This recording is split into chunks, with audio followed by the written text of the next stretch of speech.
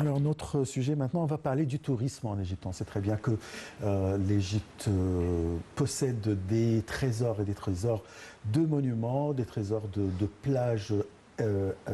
Franchement, incomparables. Moi, personnellement, j'ai fait beaucoup de plages à travers le monde. Je trouve que les plages égyptiennes sont vraiment incomparables avec le sable, l'eau, les paysages. Il y a tout, vraiment. Tous les atouts sont ici en Égypte. Pourtant, le nombre de touristes qui visitent l'Égypte n'est pas à la hauteur de ce qu'elle possède. De toute façon, on va profiter de la présence de notre invité, Dr Naguia Fanous. Vous êtes l'ancienne présidente du musée du Caire, l'un des plus grands musées au monde, et bien sûr experte en tourisme et en antiquité. Alors, notre sujet principal, comment attirer les touristes pour venir en Égypte?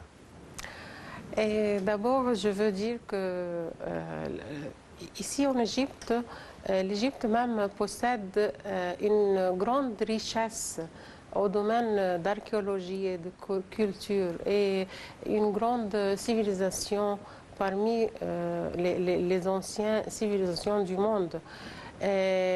On voit que, par exemple, il y a trois événements très nécessaires, très importants, qu'on peut le voir ce mois et en novembre et aussi se déroule dans ces 2 mois.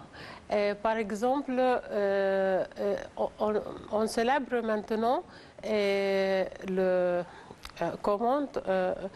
qu'il y a 200 ans pour la grande découverte de la pierre de Rosette.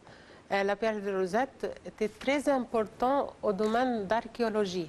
C'est quoi la pierre de Rosette? La pierre de Rosette, c'est au temps de la compagnie de Napoléon Bonaparte, dans sa compagnie en Égypte. Il a parmi ses soldats, 1796, un parmi les soldats de Bonaparte, il a trouvé cette pierre de Rosette, était écrite en 3 écritures différentes.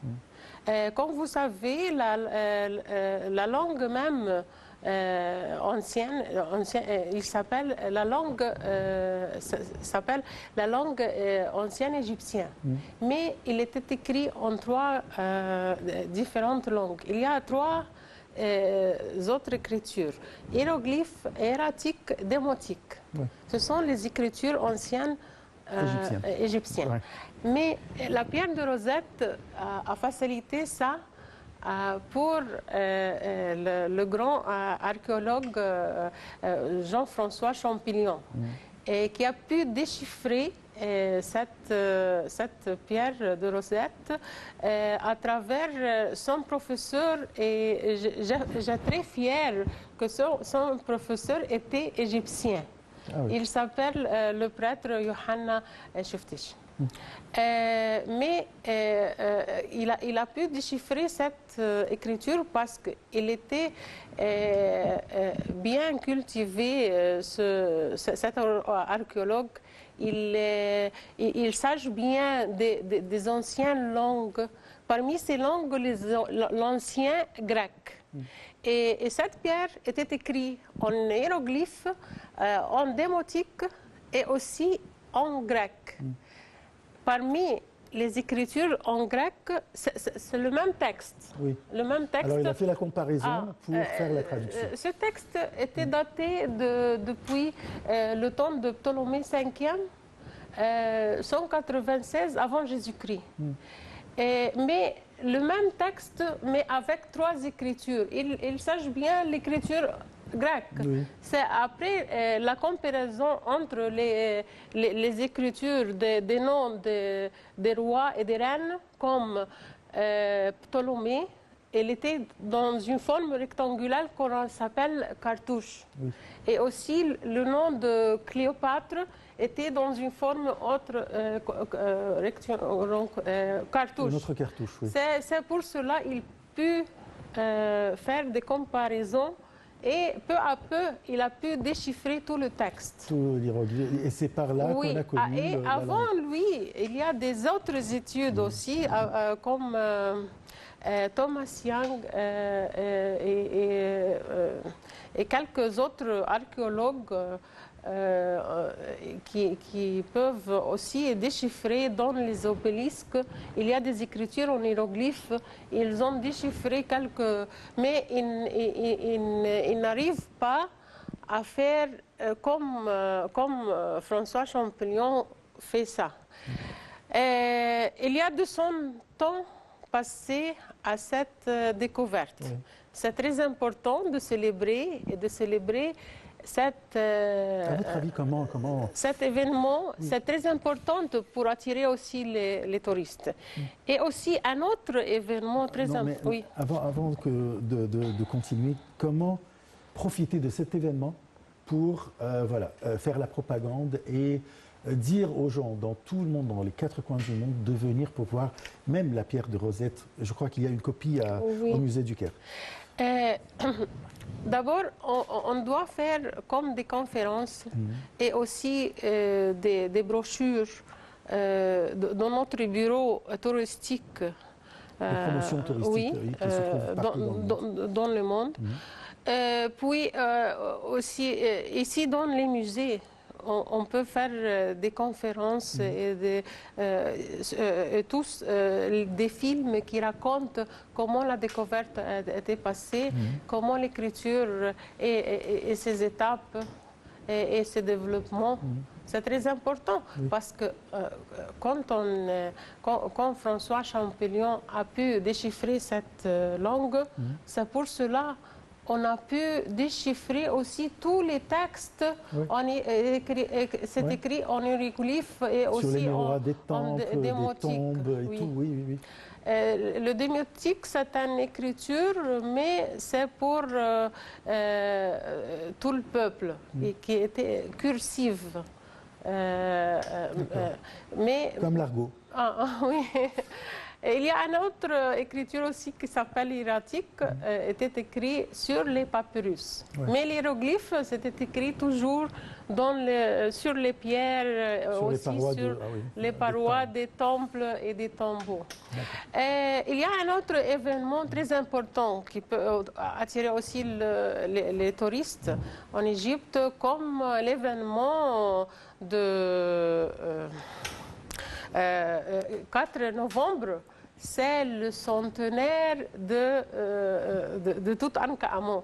C'est le centenaire, comment il découvert... Le centenaire de la découverte. De la découverte, parce qu'en 1922... Voilà, racontez-moi cette histoire. Ah oui, en 1922, l'archéologue anglais Howard Carter a trouvé cette tombe aux Vallées des Rois, à l'ouest des Vallées des Rois. À la rive ouest de Luxor. À la rive ouest de Luxor.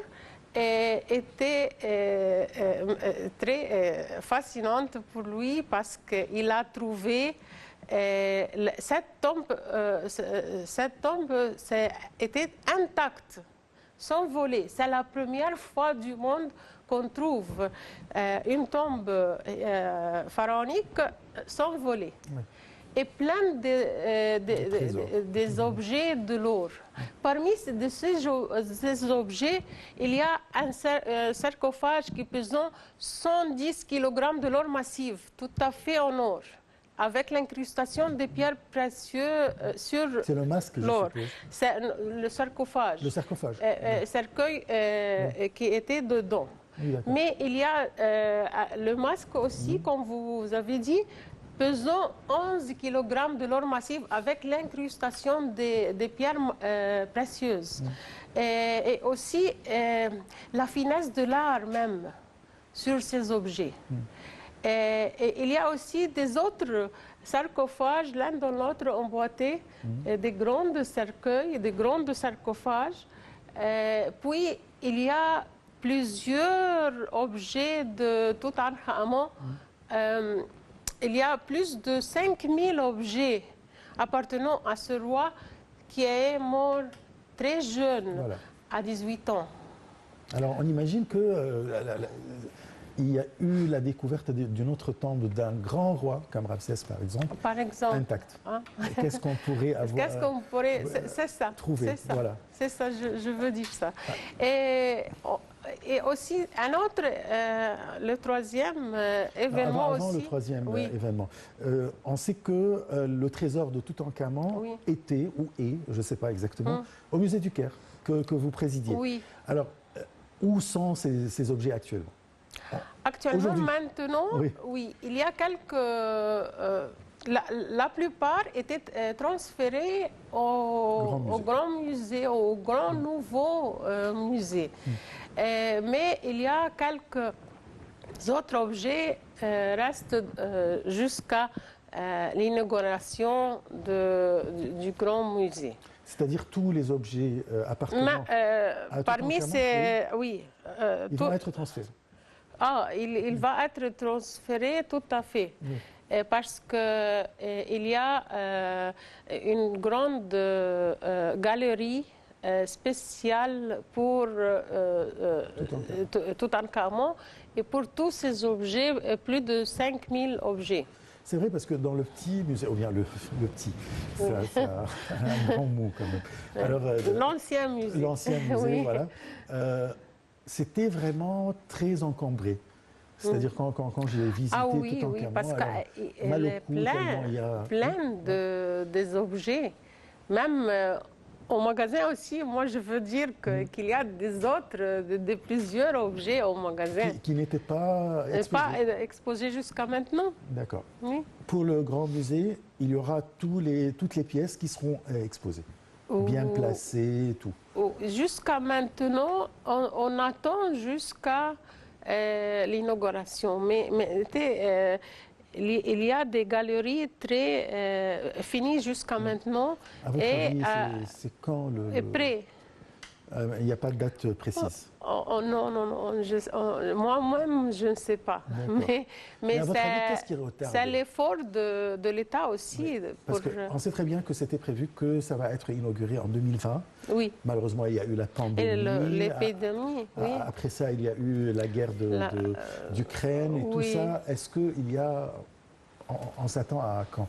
Parce que tout le monde, moi j'ai déjà lu des articles dans les plus grandes agences Moi-même, je de désire presse.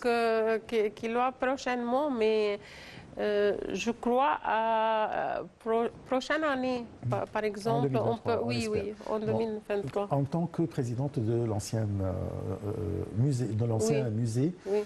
quelles sont les pièces ou qu'est-ce qu'il y aura dans le grand musée et qu'est-ce qu'il y aura dans le petit? Est-ce qu'on va garder dans l'ancien musée?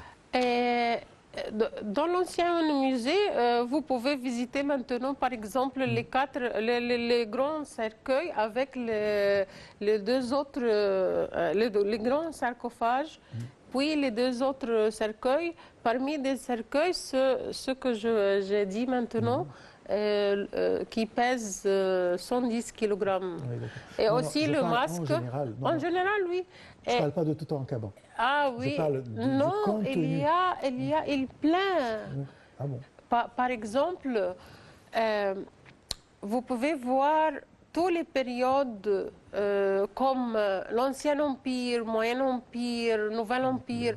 Tout ça, ce sont des grandes salles que vous pouvez visiter. Et il y a les objets lourds au rez-de-chaussée. Mais à l'autre étage, il y a les groupes, les collections. Les collections trouvées dans les tombes.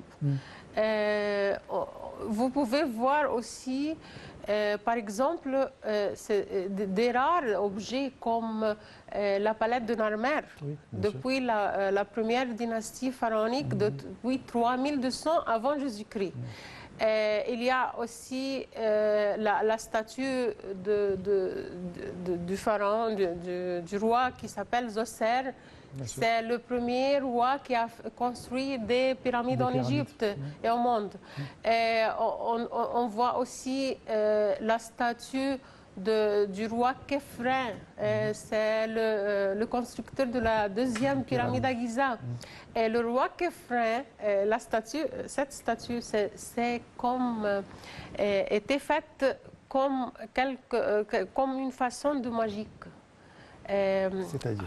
C'est-à-dire, malgré la pierre de cette statue qui était tout à fait en diorite, très dure, mais vous pouvez voir comment l'artiste, le sculpteur, a pu sculpter tous les détails du corps même et l'oiseau qui symbolise le dieu Horus, le dieu de faucon. Comment il était comme ça, tous les détails très fins, la finesse de l'art pour sculpter cette genre de statue, c'est une façon comme le magie. C'est ce qui caractérise. Il y a un égyptologue qui s'appelle Mariette, égyptologue Auguste Mariette, le français. Il a dit. C'est pas grave. Quand je vais mourir, moi je veux m'enterrer à côté de cette statue. Et c'est le cas parce qu'il est enterré oui, il est enterré au musée, au jardin du musée. Alors c'est magnifique. C'est-à-dire l'art des Égyptiens, des anciens Égyptiens, c'est incomparable à d'autres arts. C'est-à-dire quand même on a fait la comparaison, on ne peut pas même faire la comparaison entre l'art pharaonique et l'art romain, par exemple, ou bien grec. Oui. Il y a une différence de finesse. Voilà. Un art unique. Oui, voilà. Alors, si on passe au troisième événement. Troisième événement, oui. Ça se déroule à Abu Simbel, le grand temple d'Abu Simbel. Il y a deux temples à Ramsès II, mais il y a un grand temple d'Abu Simbel appartenant au roi, le grand pharaon de l'Égypte qui s'appelle Ramsès II. Il y a une superposition du soleil sur le visage de Ramsès II, deux fois dans chaque année. Et le 22 février et le 22 octobre. C'est pour cela que c'est très important. Alors, le 22 octobre qui est dans 3 jours. Il y aura cet événement qui rassemblera bien sûr des centaines et des centaines. Moi, je trouve que tous les touristes aiment bien de visiter ce temple. Et il était un grand temple, gigantesque temple. Alors, il faut rappeler que c'est sculpté dans la falaise. Oui. C'est-à-dire, ça n'a pas été construit, mais ça a été sculpté. Et avec l'astronomie aussi, parce qu'il... comment ils sont très avancés à l'astronomie et aussi dans les maths aussi et dans les géométries pour faire les temples comme ça qui accueillent les rayons du soleil et le rayon du soleil tombe sur le visage de Ramsès II. Et puis, deux autres divinités à côté de lui, mais il ne tombe plus au dieu Ptah, parce que le dieu Ptah, c'est le dieu d'obscurité. D'accord. Alors, quelle précision. Oui. Une nouvelle quand même, ou bien une information pour toutes les femmes au monde. Alors, pour donner cette information, à quel point l'ancien Égyptien respectait la femme qu'à Abu Simbel, il y a une femme dédiée, un temple dédié à Nefertari, sa femme. Il ne faut pas oublier quand même qu'il y a eu des reines qui ont des grandes reines présidé ou bien gouverné l'Égypte. Oui. Comme Yahotep, par exemple, la reine Yahotep au début de la 18e dynastie. Oui. Hatshepsut. Et Hatshepsut, plusieurs reines. Mais la reine Nefertari, celle était l'épouse préférable pour son époux Ramsès II, parce qu'il construit pour elle des grands temples, et ce temple à côté du grand temple à Abu Simbel est aussi une très merveilleuse tombe au Vallée des Reines, à côté ouest du Nil, à Luxor. Il y a une très merveilleuse tombe pour elle, consacrée pour la reine Nefertari. Ah, je ne savais pas ça. Oui. Il faut aller. Oui. Bon, nous avons 2 minutes jusqu'à la fin de notre émission. Alors, comment profiter de ces 3 événements d'ailleurs? Et nous sommes en pleine haute saison touristique en Égypte. Comment profiter pour attirer beaucoup plus de touristes? On doit réclamer ça, on doit donner des informations à propos de chaque événement. Chaque événement, c'est très important que l'autre. Et aussi, en même temps, on doit faire comme des petits films, des brochures. Et comme je vous ai dit, des conférences dans les musées pour savoir comment elle s'était passé ça. C'est très bonne idée. Est-ce que vous êtes optimiste de la prochaine période, avec tout ce qui se passe dans le monde, bien sûr, avec l'état de récession dans plusieurs parties du monde, récession économique, je veux dire. Oui. Vous êtes optimiste vis-à-vis du secteur du tourisme? Je suis optimiste parce que je connais bien que notre pays est calme. Et aussi le climat. Et il y a un autre événement aussi, la conférence de climat. On peut profiter de ça aussi. Ah, mais ça c'est clair parce que tout le monde est là, sera là.